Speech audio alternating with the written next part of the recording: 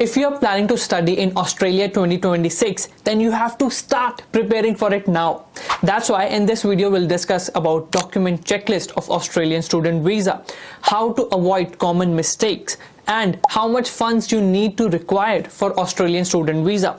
That's why watch this video till the end. Comment down below if you have got any question, because I'll be there to help. So without wasting much time, let's start. Hello everyone, this is Daksh Sharma, Qualified Education Agent Counselor from your migration partner. First thing first, important document is identity document. It sounds simple, but it's very important, because if you skip this step, then your visa is straight away refused. So you need to provide your identity document. First is your passport. Second is national identity card. Like for example, if you are from India, then Aadhaar card, PAN card will be your national ID card. And then name change. If your name has changed, then you need to provide legal documents like marriage certificate or anything that prove that your name has changed. Next is evidence of study. Obviously, if you are coming to study in Australia, then you must have registered or you must have got the offer from any university or college. They usually provide confirmation of enrollment, which is COE. So that's why to lodge the student visa, you have to provide confirmation of enrollment. Next is health insurance, overseas student health cover. So when you're migrating to Australia, you need to have overseas student health cover all the time. That's why you need to enroll into the health cover before lodging the visa, because you need to submit the documents of health insurance, like name of your health insurance and all the documents that is provided. Next is genuine student requirement. This means you prove that you are migrating to Australia primarily for study, not for migration. This is really important. That's why you need to answer some short questions in English in approx 150 words. Question like about your situation, like family, job, community ties, and why you choose this particular course, or let's say particular university or college. How studying in Australia will help your future. So these are some questions that you need to answer accurately. Important thing is you need to support your claim by attaching some documents. Documents like academic qualification, which includes university letter, transcript, or proof of employment like pay slips, contract. Then you can also provide any reward, any recognition certificate that supports your argument, that supports your claim in the genuine student requirement.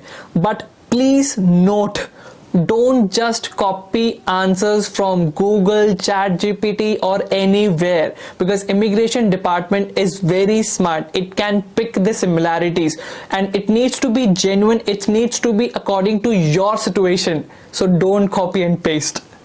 Next is financial capacity. Now let's talk about the money part. So basically, for the funds requirement, you need to provide that you can cover travel cost of around 2,000 Australian dollar, living cost for 12 months. Approximate living cost for student is 29,710 per year Australian dollar. If you're coming with a partner, then Australian dollar 10,394 additional, with child additional 4,449, and child schooling would be around 13,502 per year.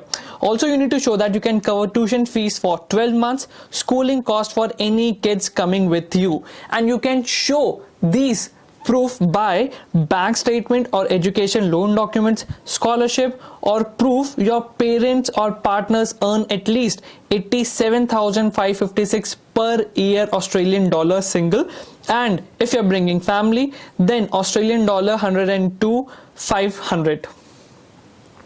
Important thing is you must have genuine access to fund, which means you need to provide history of your bank statement. Don't just provide one day of bank statement, because it will straight away reject. Proof of balance doesn't matter. They need to show that your funds, your savings from last at least 3 to 6 months. Next is English language requirement. So if your country or university provider requires you to have English language requirement, then from 7th of August, you need to provide minimum score of IELTS 6 PT Academics 47, TOEFL IBT 67, OET 1210, C1 Advanced 161, CELPIP General 7, MET 53, Language Search 61. Some students are exempt, so check eligibility requirement. Next is partner or spouse document. So if you're bringing your partner, then you need to attach their documents as well to show the relationship by marriage certificate, their legal documents, your joint bank statement, your joint lease agreement, or anything that proves that you have joint assets. Now it's time for the important tip. Don't skip this because this is really important and game changer. First things, translate all non-English document into English. Scan in color, clearly readable. You don't need to attest all the documents, just make sure it's neat and legible. Always check your country plus provider combination in the checklist tool. Attach all documents properly, clear, colored and combined. Double check your financial proof of English score. Be genuine and transparent in your genuine student answers. And the last thing is, if you're following my channel, then you might be aware that in the last video I said India has moved from high risk country to medium risk country, which means that now Indian applicants don't need to provide much applications. Even like everyone is saying on the Instagram or social media that no funds or no financial requirement is needed anymore.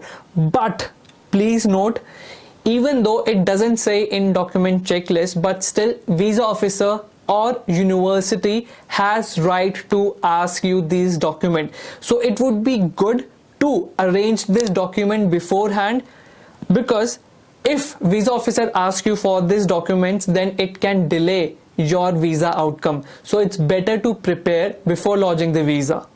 That's it from my side, and I have created these information in a Australian student visa guide. I have provided link in the description. You just need to request it and I'll approve it, so that you will have this document with you to prepare for your Australian student visa.